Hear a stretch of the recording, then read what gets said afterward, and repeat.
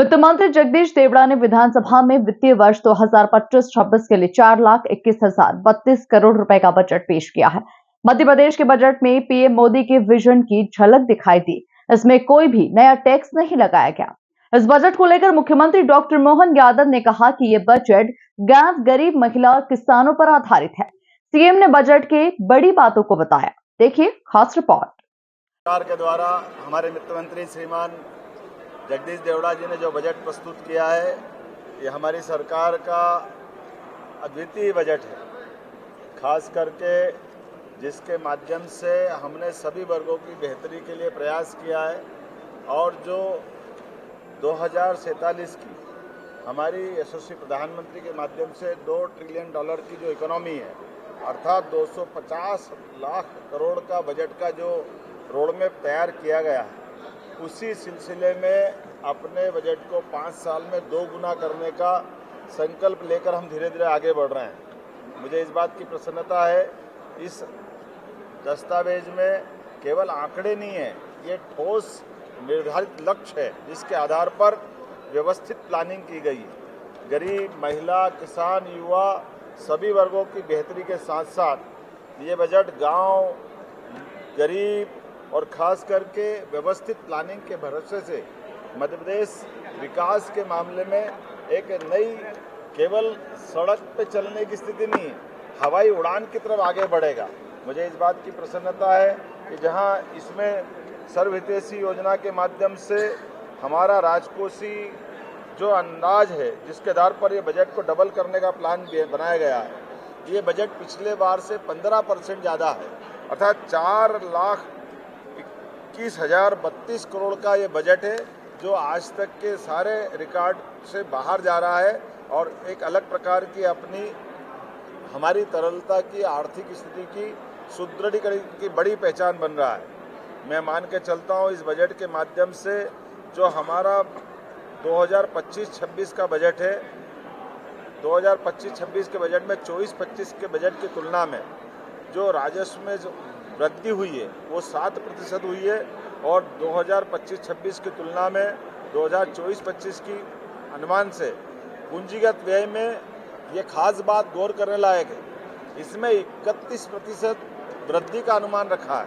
हमारी निवेश की 31% का जो कल्पना की है, वाकई ये अद्भुत है। ये मान के चलो कि ये राज्य के आर्थिक दृष्टि से रीढ़ की हड्डी के रूप में काम करेगा। मैं मान के चलता हूँ कि 2025-26 में जो विभिन्न प्रकार के व्यय के बारे में जो प्रावधान किया है, ये 17% अधोसंरचना के लिए, इंफ्रास्ट्रक्चर के लिए हमने 17% की जो इसमें प्रावधान किए हैं, ये पिछली बार के 2024-25 की तुलना में 31% ज़्यादा है। 31% ज़्यादा रखने का मतलब है कि हम सभी प्रकार की व्यवस्थाओं में मूलभूत इंफ्रास्ट्रक्चर पर विशेष ध्यान दे रहे हैं। महिला सशक्तिकरण के लिए भी ये बजट एक बहुत अलग प्रकार का है। ये हमारा खास करके 6 वर्षों में जेंडर बजट का आकार 2 गुना हुआ है, ये उल्लेखनीय है। कृषि और संबद्ध क्षेत्रों में भी हम अपने 2 गुनी छलांग 6 वर्षों में लगाने की तरफ आगे बढ़ रहे हैं। उज्जवल भविष्य के लिए बच्चों के शैक्षणिक, सामाजिक, भावनात्मक, शारीरिक विकास सभी प्रकार से, अर्थात बाल बजट को भी 6 वर्षों में 2 गुना करने का इसमें लक्ष्य दिखाया गया है। लाडली लक्ष्मी योजना के माध्यम से भी हमने एक बार फिर जो अपनी बात कही है कि किसी प्रकार की धनराशि की कमी नहीं आएगी। 18,669 रुपये की राशि का प्रावधान अपने इसमें किया है। लाडली लक्ष्मी योजना, मुख्यमंत्री प्रसूति सेवा योजना, जल जीवन मिशन, जिसमें ड्रिंकिंग वाटर के लिए सब मिलाकर के लगभग 18,500 करोड़ की धनराशि इन माध्यम से भी रखी है। अटल कृषि ज्योति योजना के माध्यम से हमने 13,909 करोड़ का प्रावधान किया है। प्रधानमंत्री कृषक सूर्य योजना के माध्यम से लगभग 447 करोड़ की धनराशि इसमें रखी गई है। मुख्यमंत्री किसान कल्याण योजना के अंतर्गत 5,220 करोड़ की धनराशि, प्रधानमंत्री फसल बीमा योजना के माध्यम से 2,001 करोड़ की राशि, ये खासकर मुख्यमंत्री फसल उपार्जन योजना के माध्यम से 1,000 करोड़ का प्रावधान हमने इसमें किया है। और समर्थन मूल्य पर किसानों की फसल पर बोनस का भुगतान के लिए भी 1000 करोड़ का प्रावधान हमने रखा है। मुझे इस बात की प्रसन्नता है, कृषक उन्नति योजना के माध्यम से 850 करोड़ का प्रावधान और पहली बार लगभग ये हमारा 200% से ज़्यादा प्रगति करते हुए गौ संवर्धन और पशुओं के संवर्धन के लिए 505 करोड़ का, अर्थात गौशालाओं में भी प्रति गौमाता की रोजाना की खर्च की राशि 20 रुपये को बढ़ा करके 40 रुपया रोज करना और साथ ही साथ 5 रुपया प्रति लीटर पे बोनस चालू करना। ये अद्वितीय योजना है जो किसान की समृद्धि में फसल के अलावा अलग से बड़ी भूमिका अदा करेगी।